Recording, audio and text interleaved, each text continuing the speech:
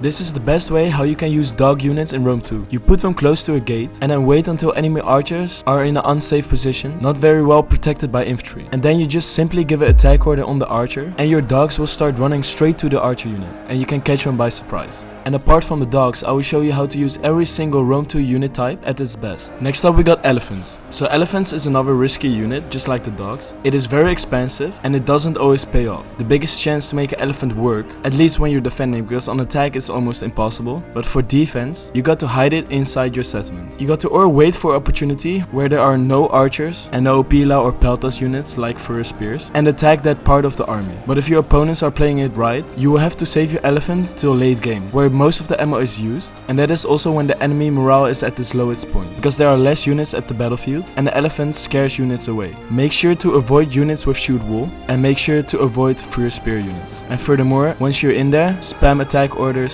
spam movement orders, and you will do great. But it can also work for land battles. You need a faction which can bring at least 4 elephant units, and you need a lot of mob to pin the enemy down so they can't throw pila. So the army comp for land battles is very important. This is a potential army comp you could use, and once you pin down the enemy front line, you go around with your cheap cavalry to pin down the back lines or the cavalry units, and before that you got to hit the enemy archers with your slingers or archers, and then you can smash through with your elephants, and they can't shoot all of them at once, and this is very hard to counter, and you should definitely try this tactic. It's a lot of fun but very frustrating to play against. Next up we got artillery units. Artillery units are banned in land battles, and for siege battles there are only 2 artillery units which are being used, and that is the movable scorpion and the giant ballista. For the giant ballista, it's very important at the beginning of the battle that you place it so you can reach a lot of areas in the city and the most important streets. Furthermore, there are a couple tricks. You can use alt fire to target an area inside the settlement, or you can just target units. I would recommend you to use standard rounds, it's much more accurate, and use fire rounds to break towers or walls, etc. But for a Greek settlement, I would suggest to use tortoises to break the walls. But if you're attacking a barb settlement, the giant ballista is essential to break down the barbarian walls, and make sure to do that manually. And you can do that by clicking on the insert button. For the scorpion unit, it's very useful for attack and on defense. It's most powerful for defense because you can focus down the enemy elite units or the enemy archer units, or just clumped up infantry. And you don't hear it and you don't see it, so it's very sneaky and they shoot very fast. And make sure to put the scorpions in the long streets so you can shoot them from a distance, and this way you're not in range of enemy archers or slingers. Talking about archer and slinger units, the best way to use archers is first of all to shoot infantry in the non-shield side. This does way more damage than the front or the shielded side. And the second trick is, when you archer fighting, start dodging. So the trick is, put your archer unit in a very thin formation, then start provoking your enemy by shooting the enemy archers or infantry. And when they shoot you back, take a close look at the enemy archers, and once they lose their arrows, move back and forth, and all the enemy arrows will miss your archers. This is perfect to waste the enemy archers ammunition, and this of course keeps your archers alive. And then make sure to focus at low armored units, which are very strong in combat, because these are the biggest threat for your army and are the weakest to your missiles. And for slingers, you don't have to particularly focus on shooting non-shield side. It's always good of course, but just use all your ammo and don't die in the process, and you will get a ton of kills. One of the units that your archers and slingers must shoot at are pike units. The best way to use pikes in land battles is by having a main line of very cheap pike units, and this forces your enemy to attack your flanks. And then on your flanks you got to have your very expensive, strong, hard-hitting units like elites, cavalry, etc. And of course, strong missiles to counter the enemy missiles so they don't shoot your pikes. So for land battles, the army comp and the army formation is very important to make that pike army work.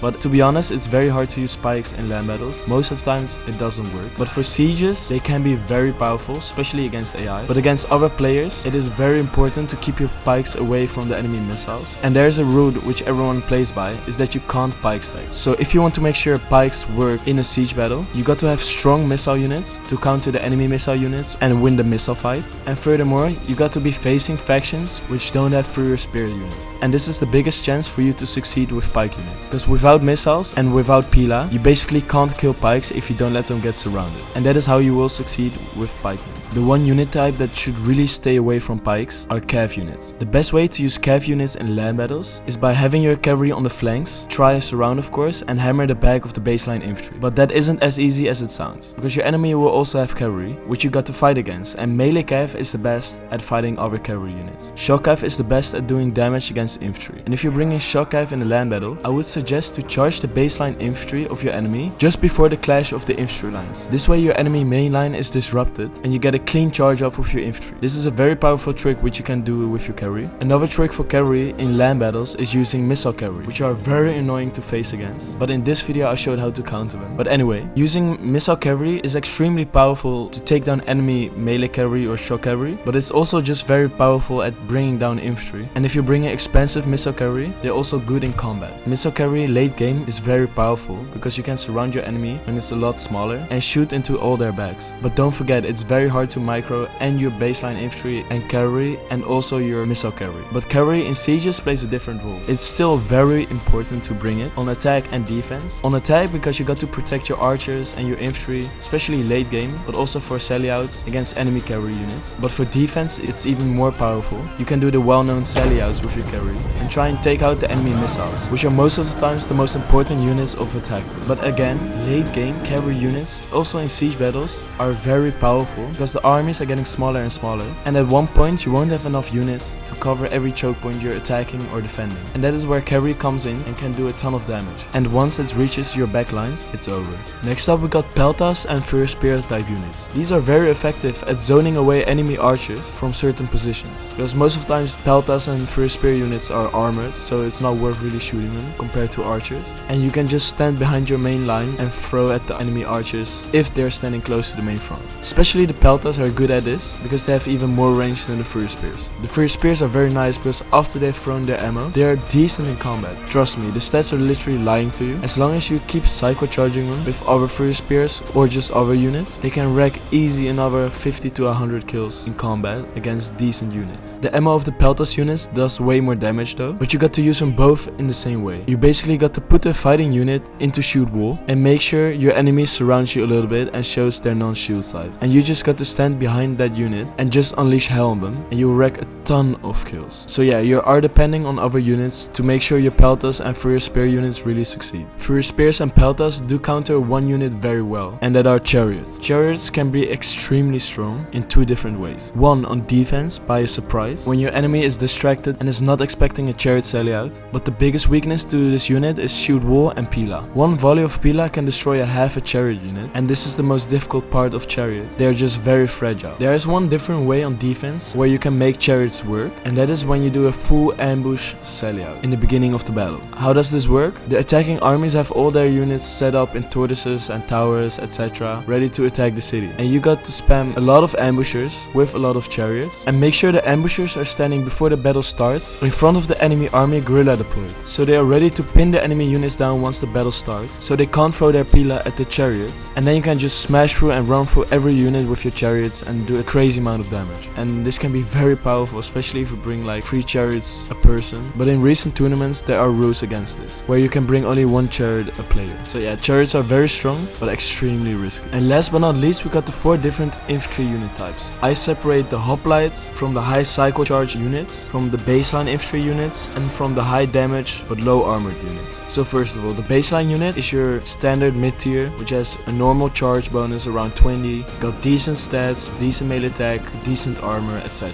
It's your chosen swords, it's your cardly axemen, it's your forex swords, etc. You got to use those as really your bulk of your army. These mid tier units are the most cost effective units in the game in terms of damage output, but also in terms of safety, because they still got a good amount of armor. And you got to use these units normally, like make sure you use both of the Pila volleys before you enter combat on preferably the non-shield side of enemy units. Then send them into combat, make them go into shoot wall for other units to shoot, or just psycho charge once they're tired, etc. And then you got the high charge, high hitting infantry units, but with very low melee defense, just like the Thracian warriors, the mascot marauders, all these type of units. For these units you must know how to use them. You got to psycho in and psycho out. If you leave them too long in combat, they will get destroyed and slaughtered. And make sure to dodge the incoming archer volleys, because they will be focused. Then you got the high damage, low armored infantry units, just like the veteran shields, the fierce swords of Nervii, all these type of units, which are extremely strong in combat, but just have no armor, and that's why are very risky and not always worth it. How to use these units is hard, it's difficult, even for the pro players. What I suggest, especially with naked warriors or the fierce swords, don't let them be your baseline. Get a 1 or 2 in your army,